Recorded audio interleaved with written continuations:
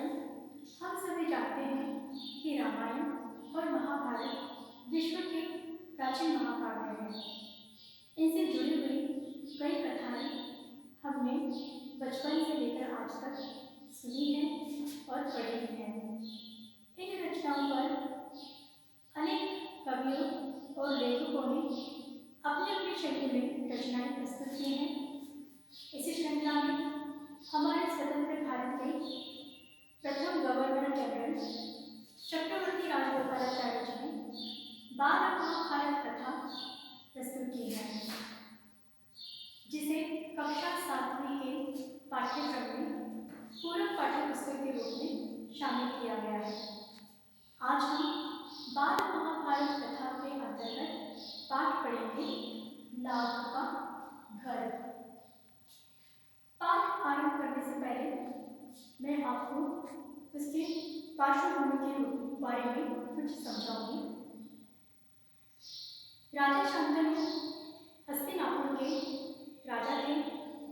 उनके पश्चात उनके पुत्र चित्रांगद राजा बने।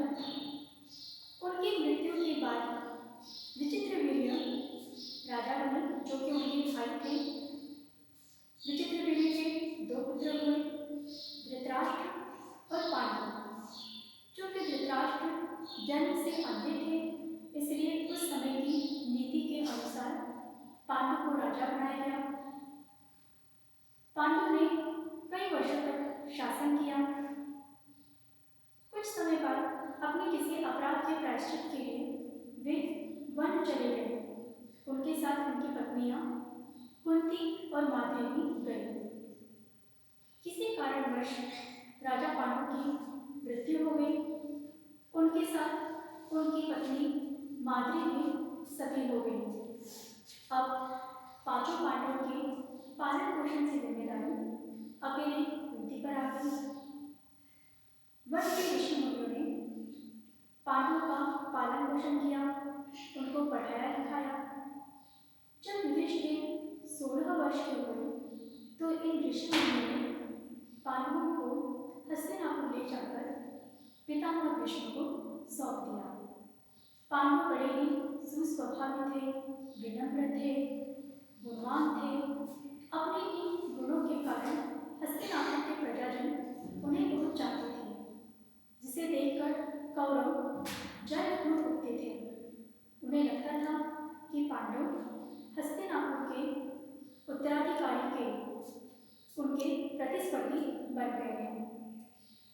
भीमसेन का शरीर पर अर्जुन की युद्ध कुशलता, इसे देखकर दुर्योधन दिन प्रतिदिन उनसे द्वेष करने लगा। वह उन्हें मारने के लिए तरह तरह की योजनाएं सोचने लगा, जिसमें उसके मामा शकुनी, उसके मित्र कर्ण सलाहकार बने हुए थे।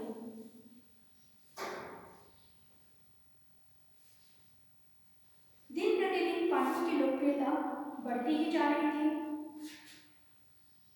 हालांकि धृतराष्ट्र को अपने पत्नियों से बड़ा स्नेह था, किंतु अपने बेटे से अधिक मोह था।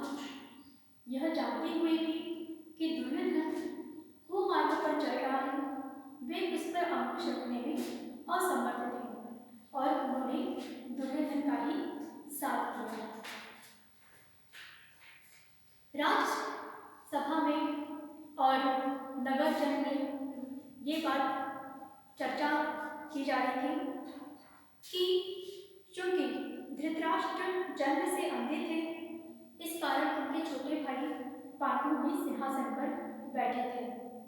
उनके अकाल मृत्यु के कारण और पांडु के बालक होने के कारण धृतराष्ट्र कुछ समय के लिए हस्तिनापुर के शासक बने, किंतु अब युधिष्ठिर के वापस आ जाने के कारण अब पितामह भीष्म का यह कर्तव्य बनता है कि वे धृतराष्ट्र से राजसत्ता लेकर युधिष्ठिर को राजा बना दें। यह सुनकर दुर्योधन अत्यधिक जलने लगा। द्वेष भावना से वह उड़ने लगा। एक दिन धृतराष्ट्र को अकेले में जाकर उसने कहा, पिताजी, पूर्ववासी तरह तरह की बातें करते हैं। पूर्ववासी मतलब नगर के लोग।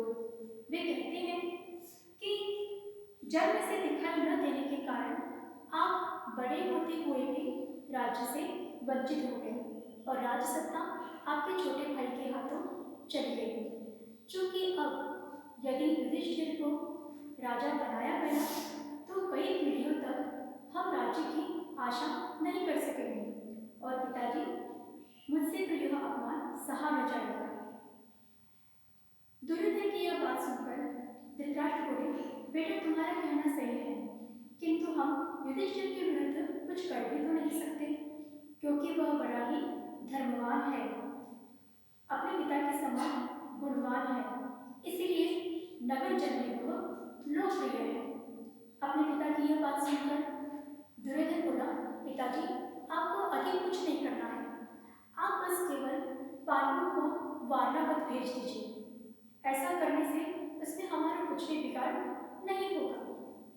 इस तरह दुर्योधन दिन प्रतिदिन अपने पिता धृतराष्ट्र से पांडवों के विरुद्ध कुछ न कुछ कहते रहता था, जिसमें उसके साथी कर्ण, उसके मामा शकुनी भी साथ में रहते थे।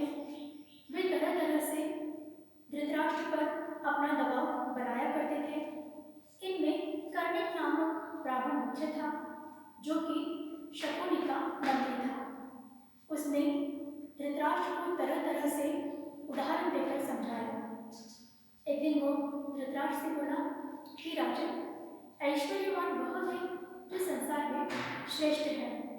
यह सही है कि पांडव आपके भतीजे हैं, किंतु पांडव बड़े शक्ति संपन्न है, अतः आपको उनसे चौकन्ना रहना होगा।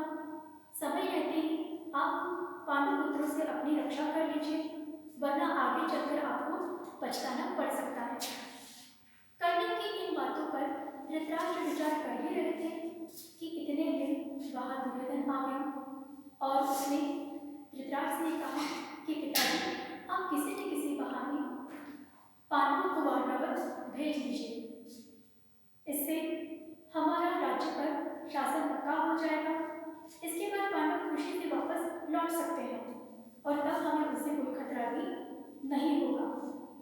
इस प्रकार दुर्योधन और उसके साथी दिन प्रतिदिन धृतराष्ट्र को पांडवों के विरुद्ध कुछ न कुछ कहते और सुनाते रहते थे। अंत में धृतराष्ट्र कमजोर पड़ गए और उन्हें अपने बेटे दुर्योधन की बात माननी पड़ी।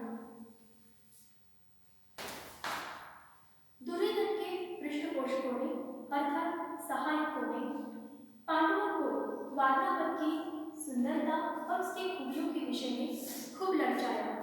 उन्होंने उन्हें ये भी बताया कि वारणावत में एक मेला होने वाला है। इतना भव्य मेला होगा कि उसकी शोभा देखते ही बनेगी। जिसे सुनकर पांडवों के मन में भी वारणावत जाने की उत्सुकता उत्पन्न हुई। वे स्वयं धृतराष्ट्र के पास गए और वारणावत जाने की उन्होंने अनुमति मांगी। धृतराष्ट्र ने पांडवों को अनुमति दे दी। धृतराष्ट्र, भीष्म आदि से विदा लेकर पांडव माता कुंती के साथ वारणावत के लिए रवाना हो गए। बच्चों, वारणावत आज के दिल्ली के समीप मेरठ में ही स्थित है, जिसका वर्तमान समय में नाम है बरनाला। पांडवों के वारणावत जाने की खबर पाकर दुर्योधन अत्यंत प्रसन्न हुआ। उसने तुरंत अपने मंत्री गुरुचंद को बुलाकर उससे एक गुप्त सलाह की और उस योजना को पूरा करने के लिए वह तुरंत वारणावत के लिए रवाना हो गया। वहां जाकर उसने पांडवों के ठहरने के लिए मोम, तेल, घी, सन आदि आग पकड़ने वाली वस्तुओं से एक भवन का निर्माण किया। उनकी योजना ऐसी थी कि इस लाख के भवन में पांडवों को ठहराया जाए। कुछ दिन वहां रहने के पश्चात जब पांडव पूरी तरह से निशक्त हो जाए तो एक रात आग लगा दी जाए ताकि पांडव इस पर जलकर भस्म हो जाए और कौरवों पर किसी प्रकार का कोई शक न कर सके कोई। बच्चों, एक तरह से दुर्योधन ने अपने विनाश का मार्ग खोल लिया था। उसके पिता धृतराष्ट्र ने भी उसे रोकने का प्रयास नहीं किया। पुत्र मोह में आकर वे दुर्योधन की हर बात को मानते चले गए और यह द्वेष की भावना आगे चलकर इतनी बड़ी हो गई कि महाभारत का युद्ध हुआ, जिससे हम सभी वाकिफ हैं। तो बच्चों, इस पाठ से हमें यह सीख मिलती है कि मनुष्य को जीवन में कभी भी द्वेष की भावना नहीं रखनी चाहिए और सदैव सद्विवेक बुद्धि का प्रयोग करना चाहिए। धन्यवाद।